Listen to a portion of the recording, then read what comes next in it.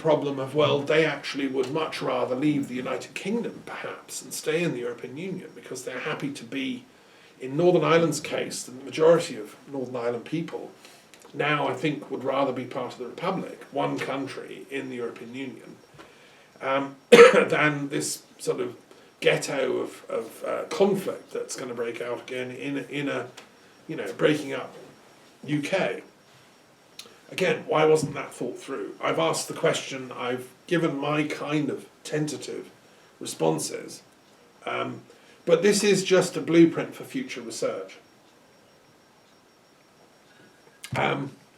So, 221 countries. Now, the other thing about referendums in general,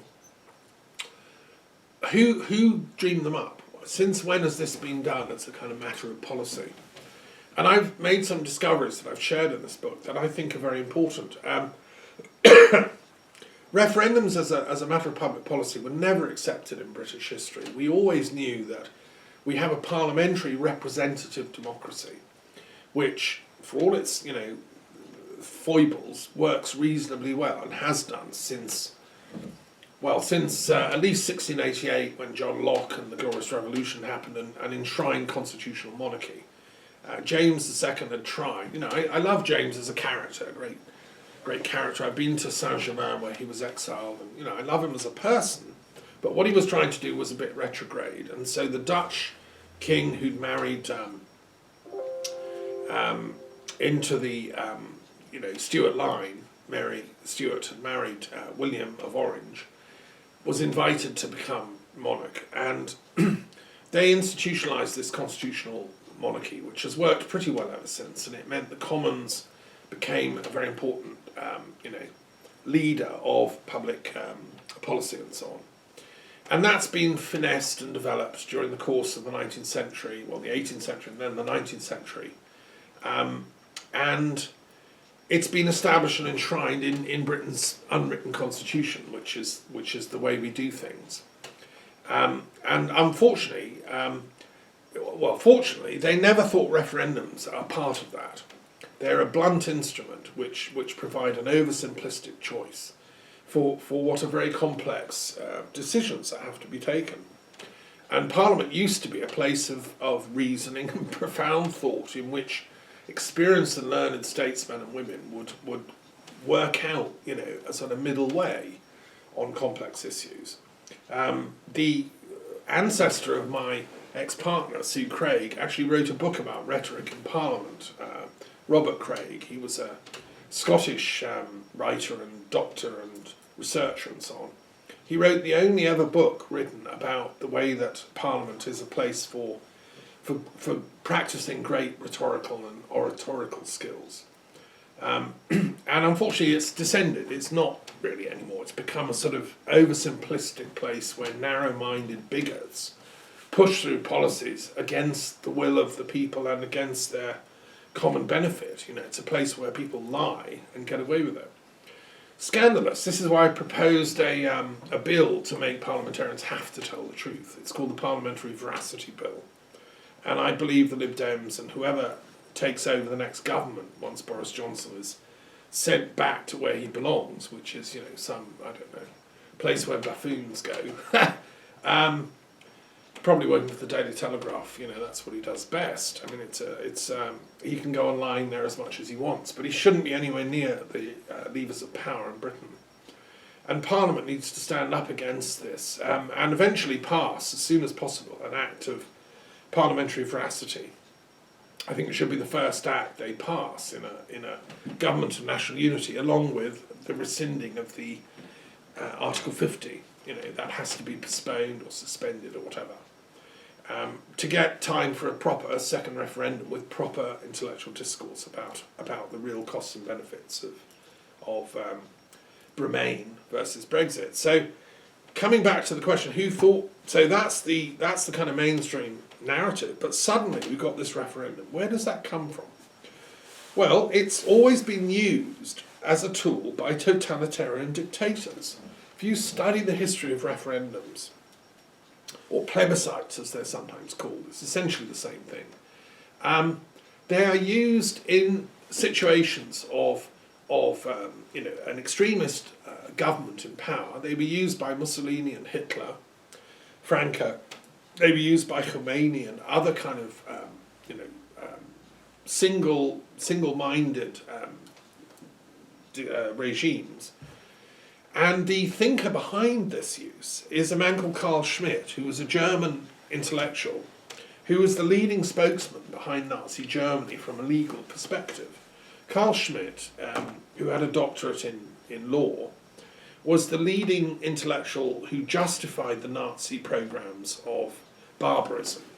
He argued that in the Eastern Front, when the Nazi armies invaded Russia, for instance, they didn't have to abide by the Geneva Conventions. They didn't have to abide by the rules of war because the Bolshevik soldiers were not real humans. They were Untermenschen. Therefore, they didn't have human rights.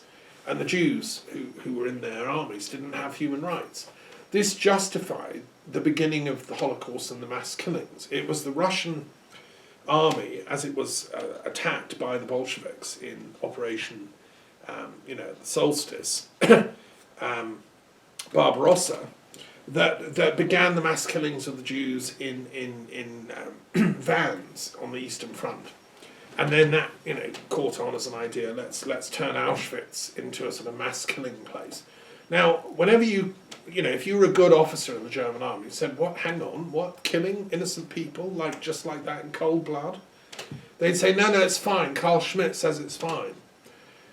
And they used Carl Schmitt's so-called intellectual integrity to justify such acts of barbarism. Well, I've known a lot of Russians who lost friends and family in those barbarous, in sort of attacks. And I'm afraid that the idea that human rights it applies to our country but not your country, is an idea that went out, a very long time ago, probably some time before the crucifixion. The whole point of Christ coming, surely, was to say, look, we're all here, children of God, under one God, whether you're Jew, barbarian, Greek, Celtic, African, Ethiopian, whatever. That was what Christ was trying to get across, as a cosmopolitan thinker. And that's why the Catholic Church has always upheld universal human rights. And yet this man, Carl Schmitt, just didn't get that. He was seduced by power. The whiff of racism sort of went in his nostrils and obviously corrupted his brain. Now, it was him who said, plebiscites are brilliant, Adolf. They will, what you have to do is leap over the party system. They're just bourgeois parliamentarians, Forget about representative democracy.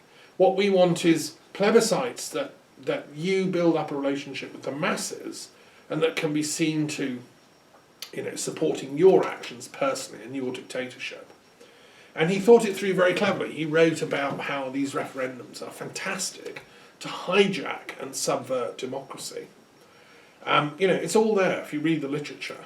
And that's why they started using them. That's why the Nazis used them. Hitler's suspension of Parliament, which is what he did, he closed it down, was endorsed by a massive referendum.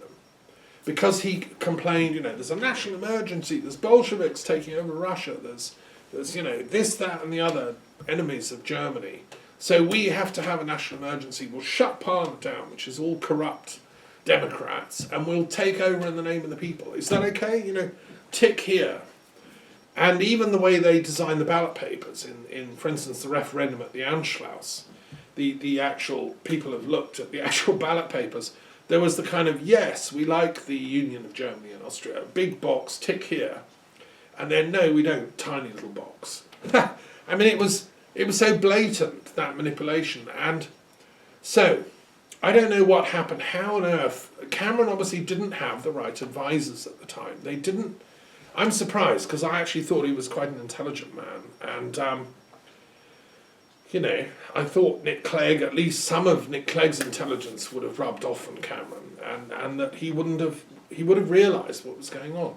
Did nobody in the civil service have a word and say, look, this is what Carl Schmitt used to do. That's why we had to fight World War II, to kind of fight this idea. I despair. Anyway, I've asked the questions, right? And I'm asking what influence. I mean, there is another, convoluted kind of story here.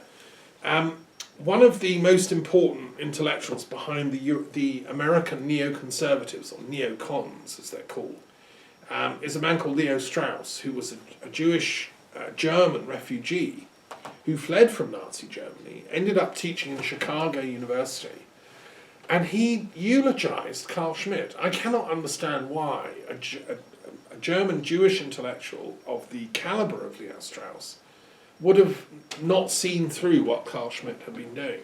I mean, yes, okay, Carl Schmitt could quote Plato and he was a clever guy, but he was an evilly clever guy. You can be clever and evil. And I would have thought that a Jewish intellectual should know that more than anyone. So, I don't know, again, it's power. You see, intellectuals can be corrupted. People like Leo Strauss, give them a professorship and tell them, you can have your professorship, but whatever you do, don't mention Carl Schmitt's dark past. It's the silencing of active intellect that is a problem for intellectuals, and I know that as European coordinator for the World Intellectual Forum. All over the world, intellectuals are being silenced or threatened, or shut up, or some are literally imprisoned and tortured. At least here in Europe, and that's one of the reasons I love Europe. We have intellectual freedom. It's ingrained into the constitution of Europe, the European Council and the European Community, and it's ingrained into the French constitution as well, and in Britain. But in Britain, apparently, it can be hijacked. And so what they've done, this right-wing neoconservative tradition coming from Carl Schmitt through Leo Strauss, you see, Leo Strauss was the educator of almost all the top neocons that were in the Bush cabinet that went to war over 9/11 and sold us that whole Machiavellian, a series of lies that I've exposed in my book on the history of 9/11. And that impoverished dialogue in America, I think, terminally, and in Britain. And part of the Carl Schmitt sort of vocabulary and the Leo Strauss is you can lie as long as it achieves what you want. And it's a sort of very, very Machiavellian approach to political philosophy. I'm sorry, I don't agree with that at all. I'm with Gladstone. I'm with, the idea of an ethical foreign policy. And, Robin Cook, who opposed the war in 9/11 and said, no, this is unethical, and stepped down. And who I think was probably murdered as a result of it. Because the people that took over America, the neocons, using Leo Strauss and ultimately Carl Schmitt as their justification, basically they come from the view that anyone opposing them actually doesn't have human rights. They can be wiped out, in covert operations because they're the right, the good, the light, the good Nazis or whatever, then the other lot don't have any rights. And that seems to be the thinking that took over the Rumsfelds and the Dick Cheneys and the Bush in the way they then prosecuted their war in Iraq. The Iraqis had no rights. They could be arrested, killed, tortured with impunity, even though they'd done nothing towards 9/11.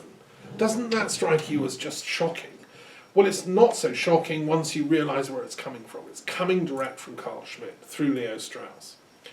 Lo and behold, it's the same guy that's given us the referendum. Fast forward to 2013. This is like, it's like a nightmare where you keep coming back to the same demonic crew that are peddling lies. The only way is to do some lucid dreaming, invoke the powers of, the magical sword of Albion or whatever, the sword of light, and cut through the demons. That's what I'm trying to do in this book. And I've given people enough ammunition here as an intellectual historian with where Brexit has come from in its deep background for you to, win any argument with any, any kind of angle. Of course, the problem is that the media, in forcing through this Brexit nightmare, what they're doing is trying to shut down discourse. They're trying to shut intellectual discourse down. The media has taken on this soundbite Goebbels type lie, lie, lie, lie, lie, and then everyone will believe it approach. And the BBC, which used to be a haven for proper intellectual discourse, and I grew up listening to Radio 4, and people used to actually discuss things, has now become, John Humphrey's silencing show when he shoots down anyone that actually wants to discuss these things in more detail. And my dear friend Jeremy Paxman as well has gone. He used to at least get some discussion going.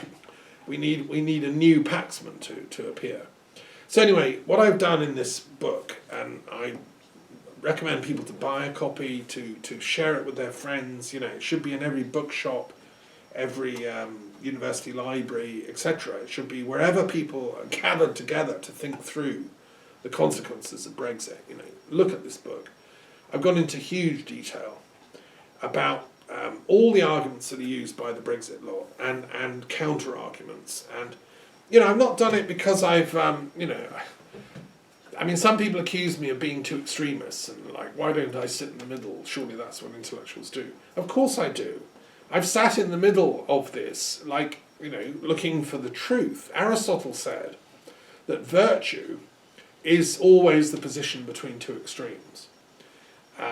And so I've looked at the extremes, and I've weighed up every single topic that I discuss in this book in depth. And the virtue, it seems to me, overwhelmingly, is in Britain remaining both together as a country, the UK, and then within the European Union. Gosh, you have to run very, very fast to get back to the same place, actually. Once we understand why this Brexit nightmare arose, and we trace its extreme right-wing lineage, then it all becomes clear. The forces that have tried to do this to the British people are the very forces of elite right-wing capitalism, working through their instruments like Steve Bannon and Farage and Daily Telegraph owners and all the rest of them, and Aaron Banks. When you see the information that I've pieced together here in this book, and it's not stuff that I'm alone in saying. I've gone with the group mind of researchers and other people who've written. There's a few books about critical of Brexit that have come out. I've referenced them and drawn on them. But this is the first book that's been written in the 3 years since the Brexit disaster to actually join up all the dots and look at it in a really holistic manner. And I've launched with doing this the Centre for Bremain Studies and Action. Because why Bremain and not Brexit? Because I stand for Bremain. I want us to remain, Britain to remain in the European Union. So this is the word Bremain. And it's not just academic study, it's also action. I really admire the people that are campaigning the length and breadth of the country, like that wonderful singer, Madalena Kay, and others who've come out 100%, and I've referenced them all. Many great thinkers, politicians, academics are speaking out. And I want this CBSA to be a centre where we can come together. And there's more research needed. This is just the beginning. It's the first edition of this book, shall we say.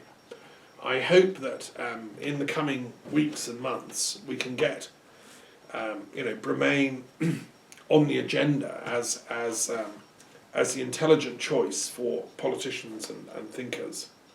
I've drawn on studies in all disciplines. So I've talked about the role of anthropology, of sociology, of philosophy, of linguistics. I've gone into this with a fine-tooth comb from all different academic angles. So, bear with me. It is an academic study, and I am a teacher.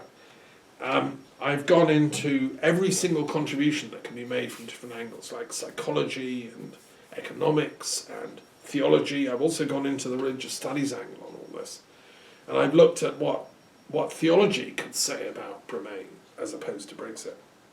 And every single discipline that I look at, history is another, of course, that's my own sort of passion.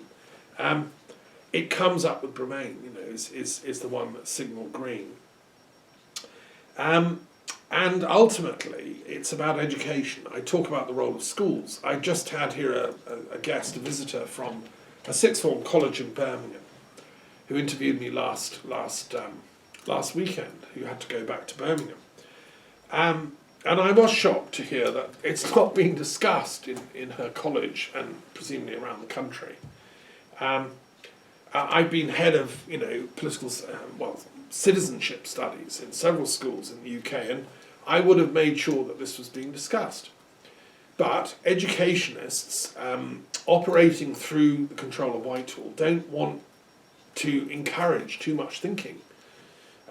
It might encourage actual, resistance to policies that are so obviously against the best wishes and the beneficent outcomes of the British people.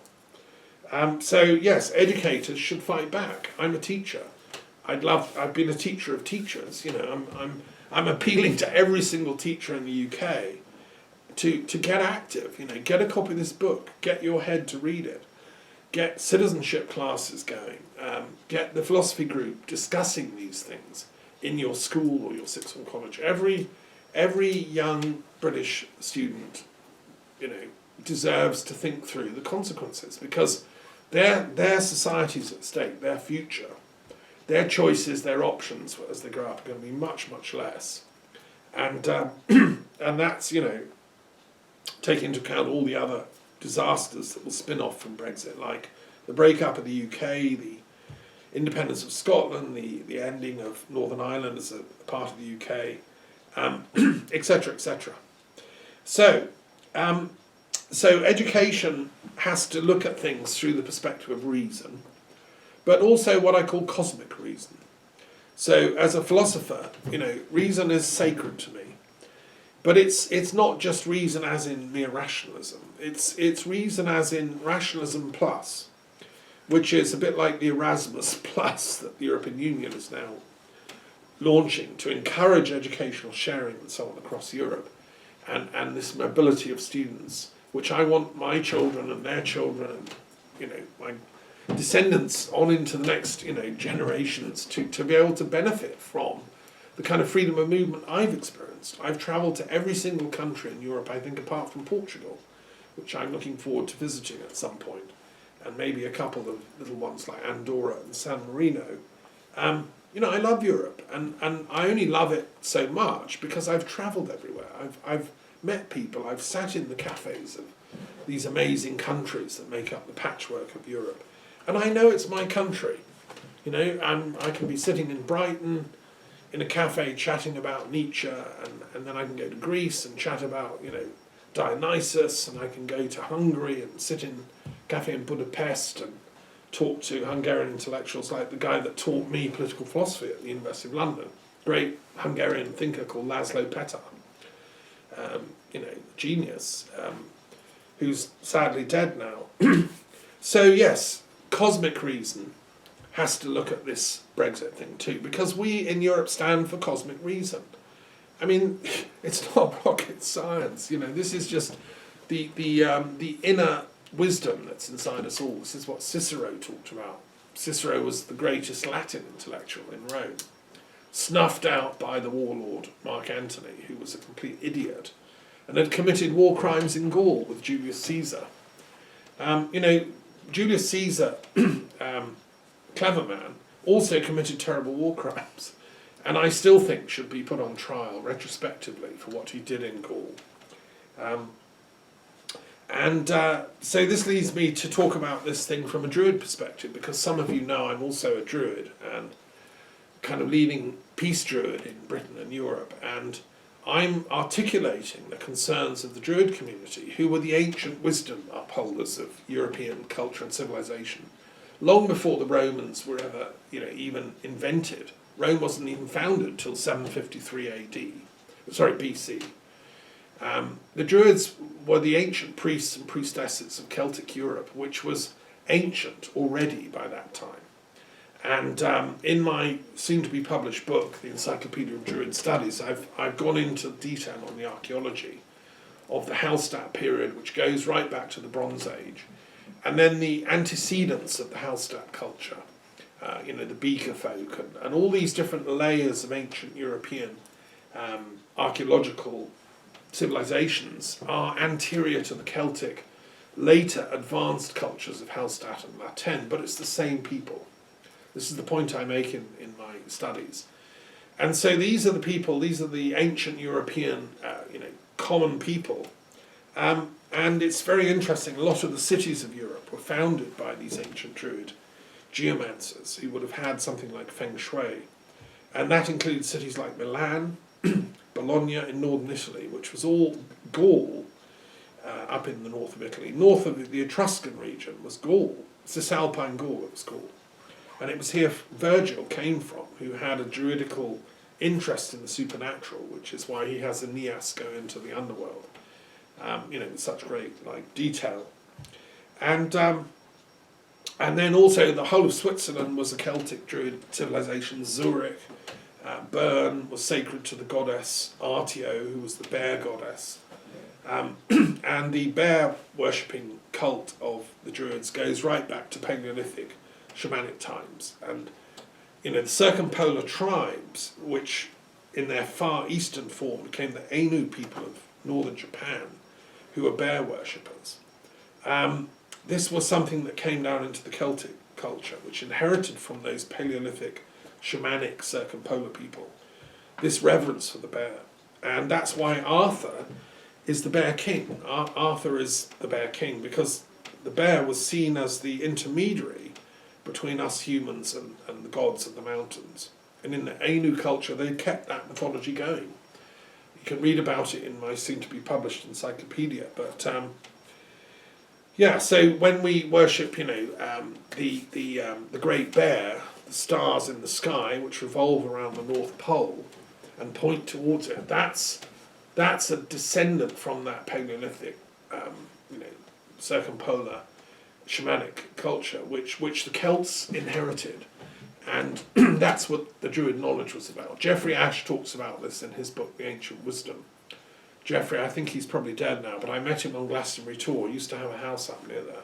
Great Druid scholar in his day, and wrote an amazing book called The Ancient Wisdom about all this, and the importance of the number 7. So, also on behalf of the Druids, we would say that the king should be wedded to the land.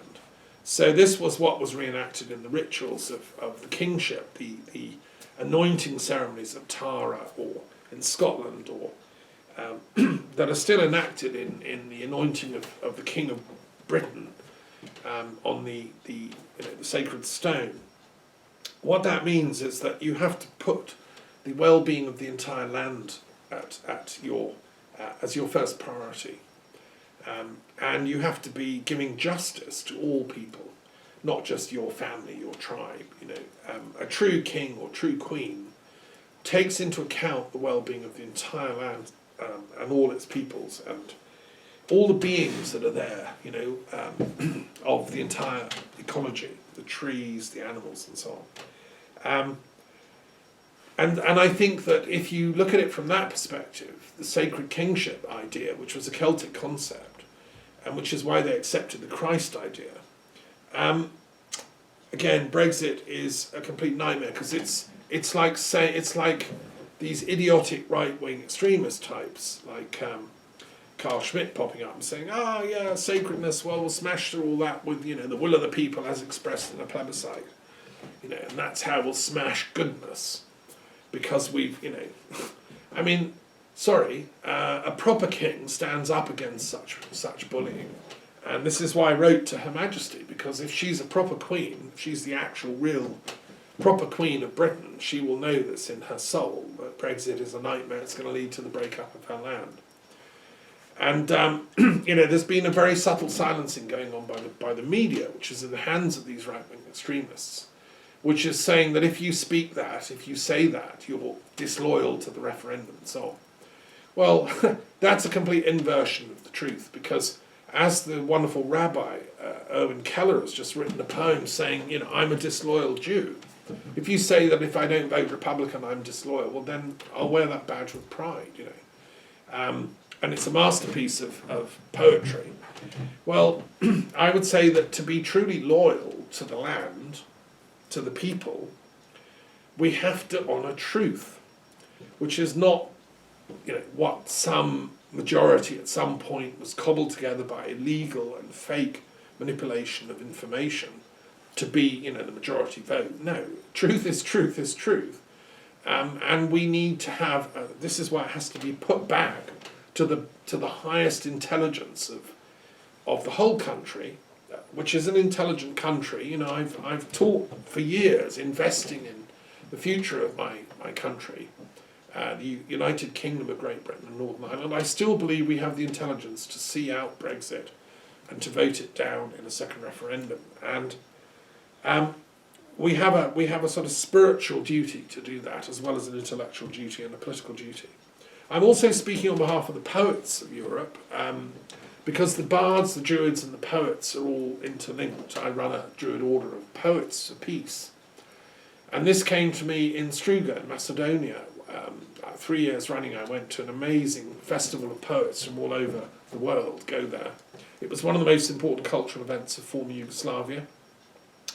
I met the president of Macedonia, who's now dead, and great poets from all over the world, as far as China, Russia, America, and so on. Ted Hughes used to go. I think he won it one year. You get what's called the Golden Wreath from Struga. And Pablo Neruda won it, a poet I love from Chile, who was killed by precisely the kind of right-wing idiots that have done Brexit. Under Kissinger's advice, they destroyed Allende. And it's just come out, by the way, that Nixon absolutely, utterly lied and manipulated with the help of Kissinger to bring about the his election victories, and he refused to do a peace deal with Vietnam, even though Vietnam was willing to talk peace. So there's yet more dirty secrets in the right-wing cupboard of Nixon and Kissinger and co. Well, at my poetry festival, where I launched Poets of Peace, Pablo Neruda was awarded this prize. And other great poets, just look it up. And I'm just like the guy that takes notes, right? I've seen these great poets up close, and I know true poetry comes from truth. It comes from the love of truth. And so what these politicians do with their lying and their trumperies is just such a blasphemy as far as we're concerned. The real poets of this wonderful thing we call Europe, the Shakespeares, the Homers, the Virgils, these are the people that I'm calling together. If they're in incarnation now, then please come and join my Order of Peace poets, bards and druids. We need you. And if, let the youngsters who are seizing the pen of poetry. What is poetry? Is simply writing the truth, in any way, shape, or form you see fit, using imagery, rhyme, the assonance of words, the music of words. It's spellcraft, actually. It's interesting that we talk about spelling. You go to school to learn how to spell, but actually, spelling is also doing magic.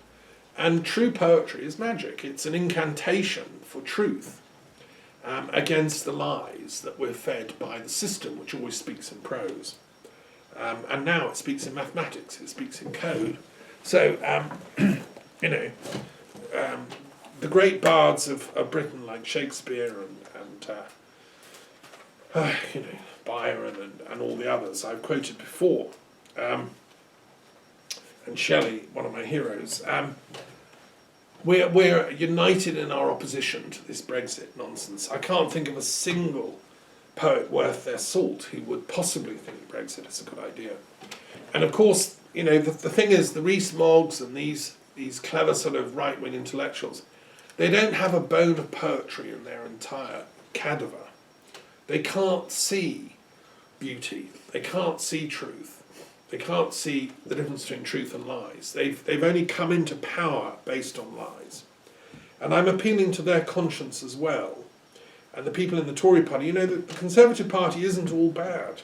I've known some very good and honourable Conservatives, and it used to stand for common sense, reason, and the kind of poetry of the unwritten, as opposed to the French revolutionaries who wanted a constitution, everything written down, and did a reign of terror. The Conservatives